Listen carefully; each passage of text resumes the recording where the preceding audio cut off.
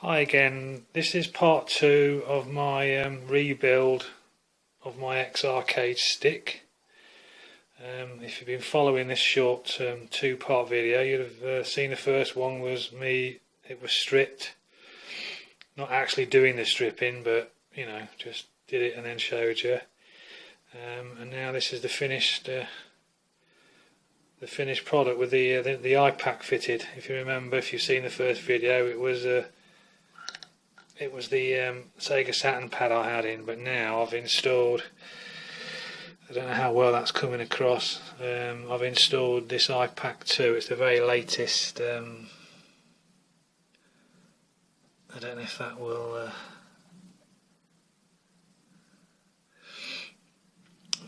focus very well. Yeah, so that's it, all done. I'll be honest with you, it was an absolute bitch of a job to do. I don't mean, no, sorry, let me say that again. It wasn't a bitch to do. This was, I had problems with it, the I PAC. It's not a second one. I had problems with it, but I got it sorted by the people that sold me the I PAC, and that was Arcade World UK. Arcade World, is it UK? I'll leave a link.com. Andy's the guy. I must have spoken to him about 3 or 4 times over the last 2 or 3 days, and he was really good. I tell you what, they're really good to deal with. If you have any problems with your I PAC, he told me exactly what to do, and I did it. Yeah, the problem that I had was it was concerning. Let me see if I can, this terminal here, the down key for the stick, every time I went to press it down on the stick, it just kept going down as if it was in auto fire, and I just couldn't work it out. The first time I rang him, he said it could be an earth problem, check all your earths. So I did that, and you know, all this stuff was from him anyway, so you know, nothing was amiss there. Tried it again, same problem, board crashed. You have to keep pulling out the power. Rang him up again, and he told me to do a couple of other things. I tried that, rang him up again, and it was really good. I mean, I've rang some shop dealers before, and they've started to get pissed off with you. You know, they've got work to do as well, but I mean, this guy Andy he's fantastic, and what he said to do was download the Winnie Pack software that is on the website inside this I PAC-2 thing on the internet. You click on it to buy, and then there's a little link for downloading the I PAC. And what it was, when I looked at it, he explained to me what to do. Click on the picture of the I PAC on the screen, and then it will tell you what the button is for down. Well, mine wasn't down, it was something else. I don't know what it was, I can't remember now, because I've been that really pulling my hair out. I've had wires everywhere and tools all over the place. Anyway, I reprogrammed it for down, and it worked. So you know, I rang him back for the last time, and I had to ring him up for the last time about these 2 spare 1A. There's a 1A and 1B button. That 1A button doesn't work for toffee on this board. Every time I try it, it's just dead. It just crashes the board. You have to pull the plug out. So Andy said just use, I mean, I didn't know, but he said just use any of the other terminals. So I mean, Christ, you can have buttons for everything if you want. I didn't realise. I thought player 1 you could only have these buttons, but he said, oh no, you can program any button in Winnie Pack software. So I've just reconfigured. It's the 2 left ones here on the sides. I just reconfigured it so that it would and told it to say A in the software.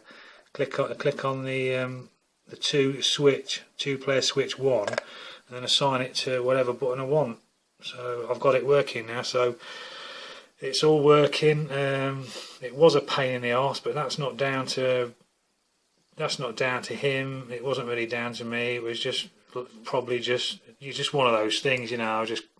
I didn't realise the ins and outs of it. So Anyway, it's all done, and I'm just going to quickly tell you what the procedure is, because I've looked on YouTube for IPAC videos and there isn't any really that go into detail, because you don't get any any instructions, and excuse me, I thought, oh god, this is going to be a pain in the arse, but it's not. You get, I showed you in video 1, you get a link terminal, ground terminal, and it's a daisy chain. So all I've done, started on the coin switch 1, all the top ones are all the earths, and all it is just goes from one to the other throughout the whole board, yeah, and then round.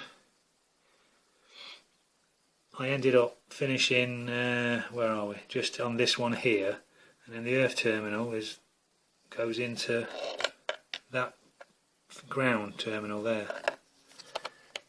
If I move that, you'll see it says ground. That's all you do. As soon as you've done that, the second terminal down on all the switches is your open switch, I think it is.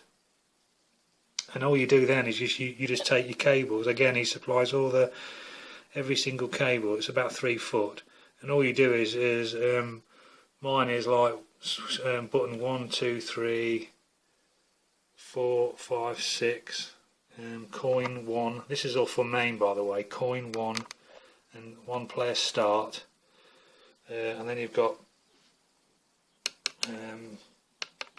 you know, you can map them to anything, pinball or whatever, but I've done these for reset game, and to go back to the main menu on your PC, wherever your Mame's installed. So every one of these buttons does a different thing. This one here is a pause button, and this one here goes into the config where you can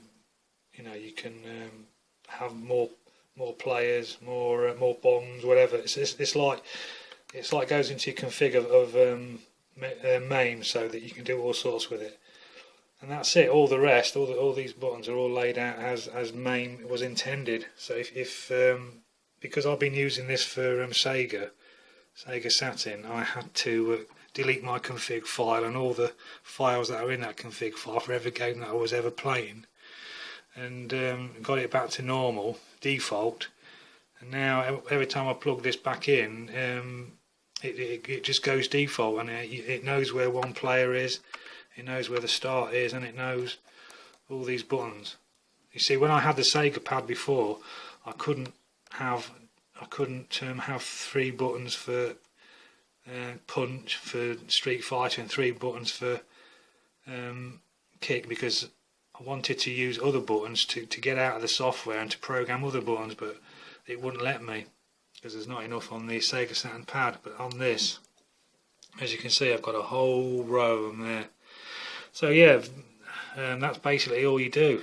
And again, every one of these terminals goes into its you know, it's got right, left, up, down, and then there's all your 1, 2, 3, 4, 5, 6 switches there, and then all you do is just take a lead off every one of these buttons and just screw them in there. Piece of cake. And all I've done is just tidied it up a bit. And I don't know if you can see down there. I might have to just,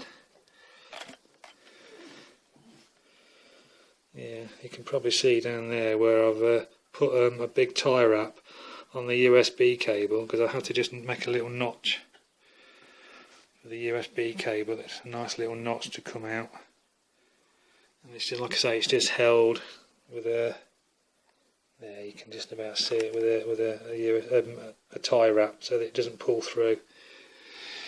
And basically that's it. The old HAP competition joystick's back in.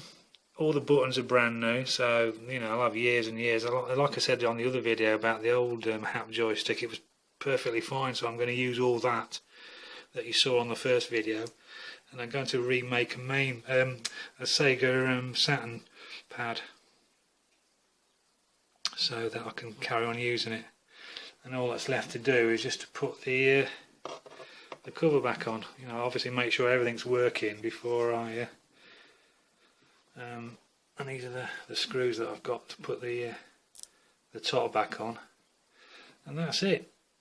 So you know, if anyone's interested in doing an I PAC for you know, even if it's a dedicated arcade cab, piece of piss to wire up. You know, really, really good.